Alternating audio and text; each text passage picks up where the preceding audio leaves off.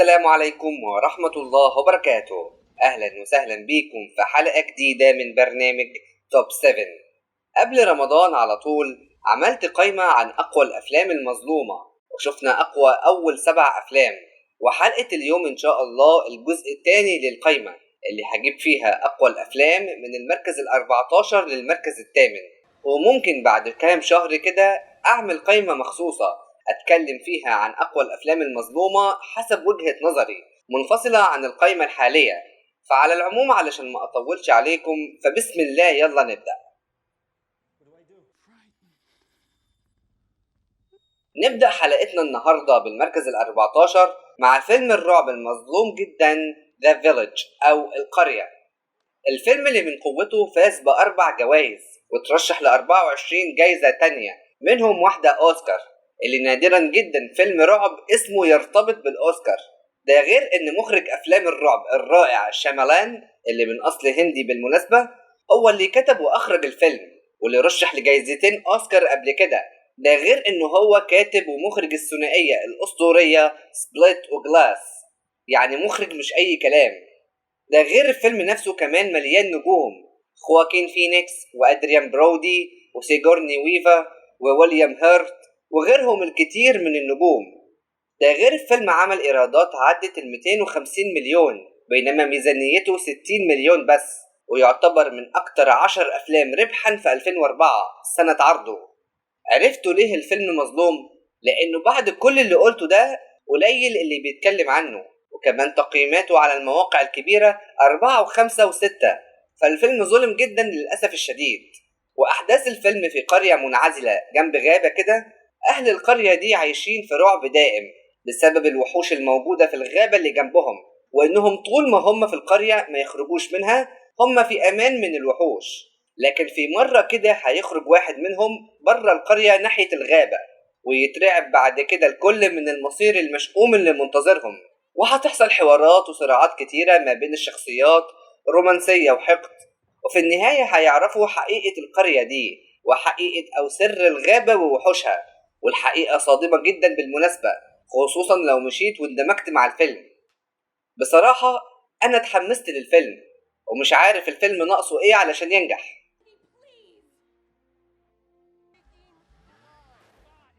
ونروح بعد كده للمركز 13 مع فيلم الكوميديا والرومانسية المظلوم Seeking a Friend for the End of the World.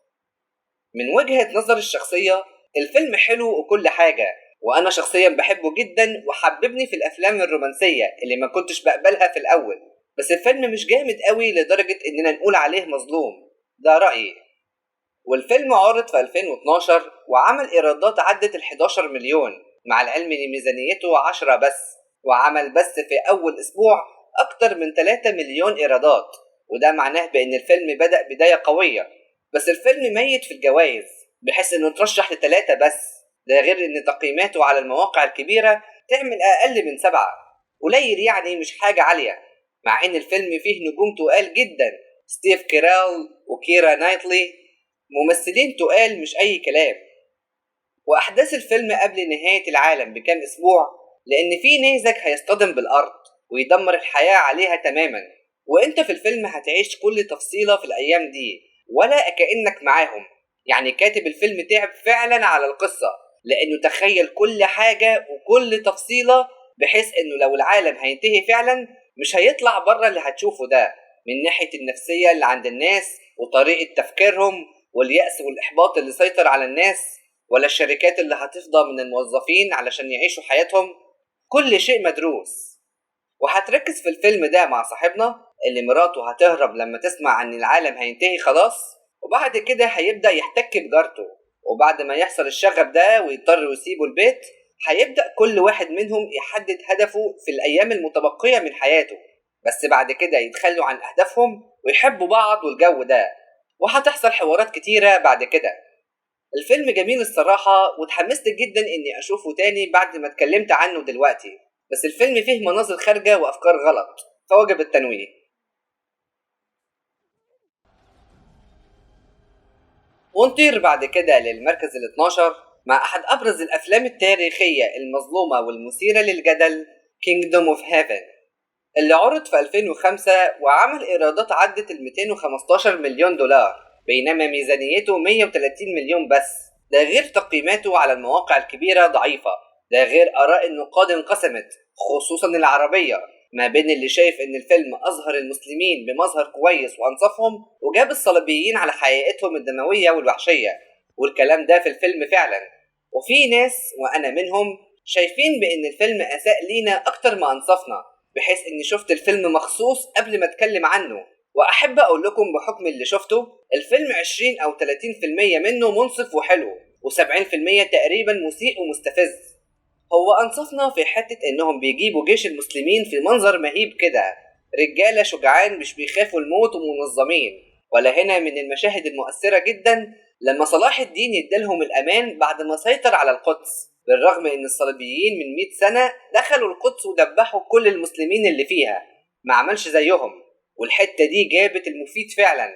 ده غير هنا لما اعترف الفارس ده بأنهم دخلوا الأرض المقدسة علشان ينهبوا خير الناس ويدبحوا فيهم، مش علشان نصرة المسيح. ده غير كرم صلاح الدين وسماحته، ده غير تصويرهم لهمجية الصليبيين ودمويتهم تجاه المسلمين العزل. وطبعا مش كل الصليبيين وحشين، ودي حقيقة ما ينفعش نجمع. ده المنصف بس، بينما الإساءات والاستفزازات كتيرة جدا. وللأسف الفيلم فيه فنانين عرب زي خالد النبوي وغسان مسعود الفنان السوري. ازاي العك ده يحصل وهم موجودين؟ زي هنا مثلا لما جايبيننا بنصلي الجماعة أثناء الأذان، ايه الهطل ده؟ ولا كمان بنصلي متباعدين. ولا في أكتر لقطة مستفزة من وجهة نظري لما صلاح الدين قال بإنه لو مش هيبقى الملك هيعتزل الدين الإسلامي. انتوا مهابيل يا ابني؟ بقى القائد الأسطوري المسلم اللي بيخاف ربنا هيتجرأ ويقول كلام زي كده؟ ده أنا عدت اللقطة أكتر من مرة من كتر ما أنا مش مصدق اللي اتقال. ولا هنا لما قال إنه عايز حرب بسرعة، كلام ينم عن قائد دموي متعطش للقتل والدموية، مع إنه قصده هنا إنه عايز يحرر القدس من إيد مغتصبينها، وده طبيعي جدا. بس اللعب في الألفاظ غير المشهد تماما، من قائد عايز يسترد الأرض لقائد دموي متعطش للحروب. ده غير إنهم جايبين الفارس ده صاحب مبادئ ومحترم جدا قصاده صلاح الدين المتعطش للحروب، اللي أحرجه في الحصار ده وقدر صلاح الدين إنه يهزمه بالعافية بالرغم من تواضع إمكانيات الصليبيين ساعتها. ده غير دموية وهمجية المسلمين في أكتر من لقطة، أبرزهم هنا ولا العرب بيطاطوا دايما ومتعودين إنهم يبقوا عبيد.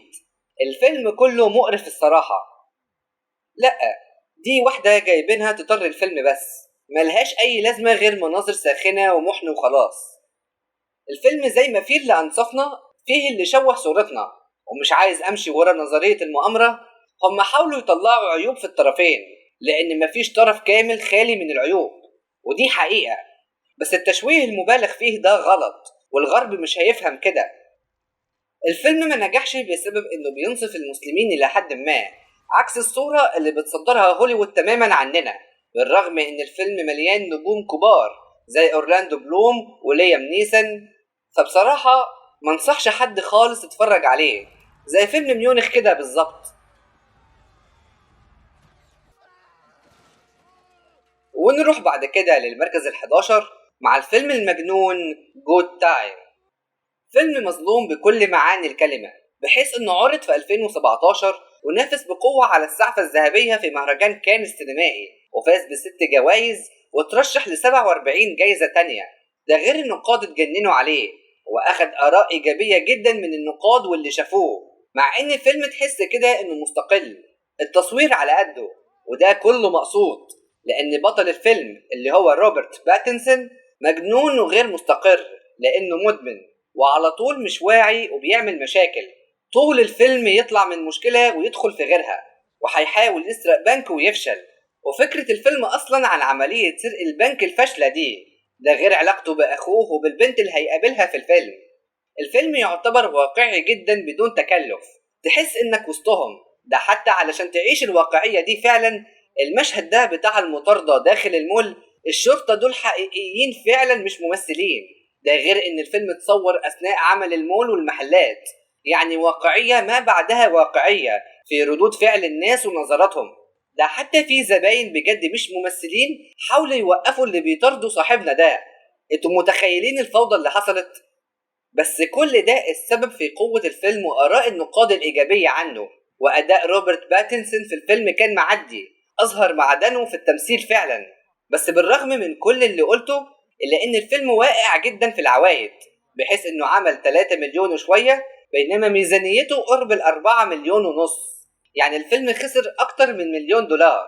بس تقييماته على المواقع الكبيرة عالية جدا، 8.9 من 10، ما عدا IMDb مديله 7.3 من 10. لازم يبقى فيه بتاعة كده تبوظ التقييم. بس الفيلم فيه مناظر خارجة وأفكار غلط كتير، فوجب التنويه. ونروح بعد كده للمركز العاشر مع أكتر فيلم مظلوم على الإطلاق، Master and Commander The Far Side of the World. فيلم مظلوم حرفيا. تخيل فيلم يترشح ل10 أوسكار ويفوز منها 2 بس، ومش معروف ولا حد بيتكلم عنه إلا نادرا. يبقى إزاي مش مظلوم؟ وتخيلوا بأن جوائز الأوسكار اللي ترشح لها كان هيفوزها فعلا، لولا أنه خسرها للفيلم المنافس له سنتها في 2003، الفيلم الثالث لذا لورد اوف ذا رينجز. يعني أكتر فيلم ربحا للأوسكار في التاريخ خدها من فيلم المركز ده. يعني كان زماننا دلوقتي بنقول على الفيلم ده انه اكتر فيلم ربحا للاوسكار في التاريخ، ب 13 جايزة كمان مش 11. لان الفيلم ده بالرغم من الفيلم العملاق اللي بنفسه، الا انه طلع بجائزتين اوسكار، وده انجاز كبير. والفيلم فاز اجمالا ب 23 جايزة، وترشح ل 90 جايزة تانية، منهم ال10 اوسكار وال3 جولدن جلوب. متخيلين فيلم بالقوة دي موجود في قائمة ابرز الافلام المظلومة، وكمان في مركز زي كده؟ ده كفاية لما تعرف بأن الفيلم فيه العالمي راسل كرو، دي لوحدها كفاية. ده غير أن الفيلم عمل إيرادات عدت 210 مليون دولار، بينما ميزانيته 150 مليون بس ميزانية سيد الخواتم كانت أقل من كده، 94 تقريبا. والفيلم لقى ردود فعل إيجابية من النقاد، طبيعي. ده غير تقييماته على المواقع الكبيرة عالية، كله من 8.5 وانت طالع، إلا موقع IMDb اداله 7.5. زي ما انتوا عارفين لازم في بتاعة كده تبوظ التقييم، ده العادي. والفيلم متاخد من أكتر من رواية بتتكلم عن الحرب النابليونية، اللي نابليون عمل رعب في أوروبا كلها أيامها. وأحداث الفيلم ده في 1805، لما حاولت سفينة فرنسية إنها تضرب السفينة دي التابعة لبريطانيا، وأصابتها بقوة هي وطاقمها، وهيقرر قائدها إنه يطارد السفن الفرنسية ويصطادهم. دي القصة بشكل عام، وإنت في الفيلم هتعيش كل تفصيلة في السفينة اللي أكتر من 90% من أحداث الفيلم عليها. مش هتشوف الشاطئ غير مرة أو 2، وهتشوف المشاكل اللي هيواجهوها وإزاي هيحلوها. يعني الفيلم ده يعتبر أكتر فيلم واقعي عن السفن والمعارك الحربية، مش سلسلة Pirates of the Caribbean. فيلم المركز ده أوقع وأدق بكتير، ولا أنتوا إيه رأيكم؟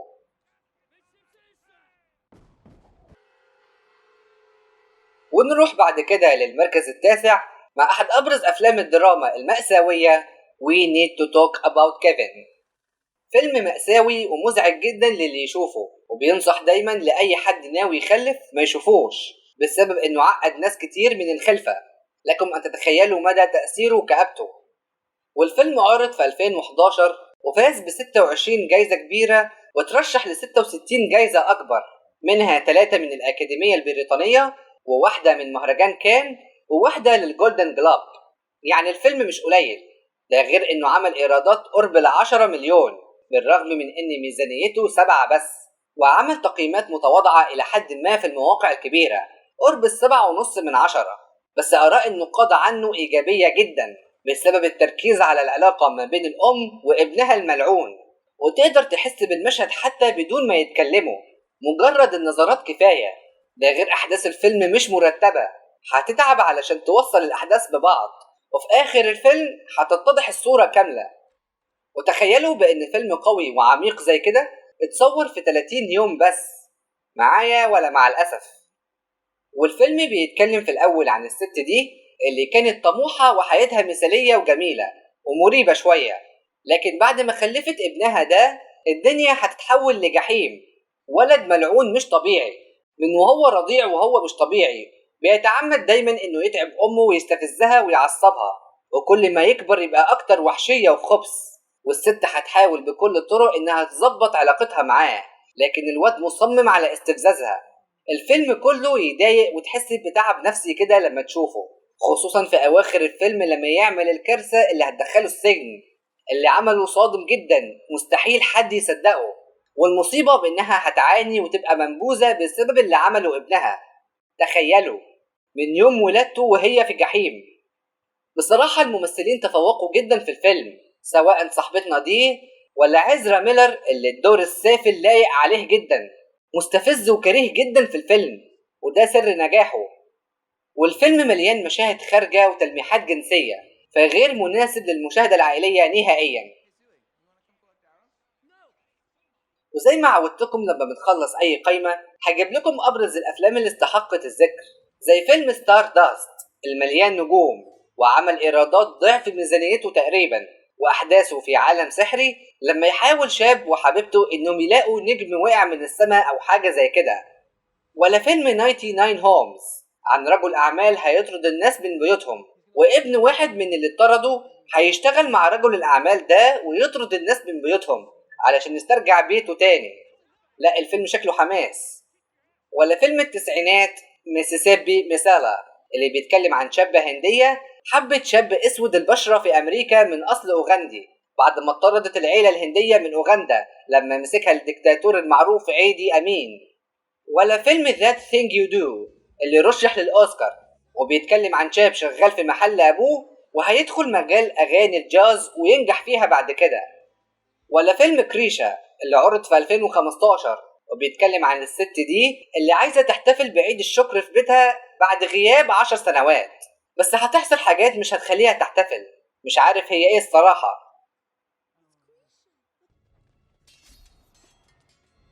ونروح بعد كده للمركز الثامن والأفضل في حلقة اليوم، The Count of Monte Cristo، ثالث فيلم تاريخي معانا النهاردة ويعتبر أضعفهم، وغالبا سبب تقدمه على الأفلام التانية هو قصته القوية اللي بتتكلم عن بحار فقير وعلى قد حاله بيحب واحدة وعايز يتجوزها، ففي واحد صاحبه عايز يخطفها منه فهيلبسه جريمة مالوش علاقة بيها ويترمي ويتعذب في السجن لسنوات طويلة.